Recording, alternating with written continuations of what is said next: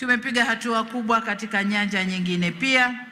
Katika kipindi hiki cha miaka mitano, kwa upande wa umeme tumemaliza takriban vijiji vyote kitaifa na tuko nusu ya vitongoji vya nchi nzima.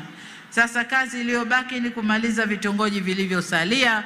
Hali hii ni hivyo hivyo kwa wilaya hii ya Nkasi, na hivyo tunaweza kuikamilisha kazi hii ndani ya miaka miwili ijayo. Tanzania yote itakuwa ina umeme na hapana ambapo patakuwa hakuna umeme. CCM oye! Nani kama CCM?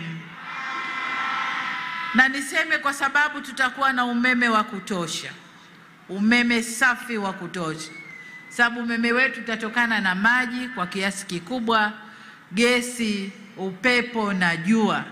Kwa hiyo vyote hivyo ni vyanzo ambavyo dunia hii inaviona kama ni vyanzo safi. Kwa hiyo tutakuwa na umeme safi au nishati safi. Sasa kazi itakayofuata baada ya kupata umeme wa kutosha ni kujenga viwanda vidogo na vya kati ndani ya wilaya zetu ili kuongeza mazao yanayopatikana kwenye wilaya hiyo.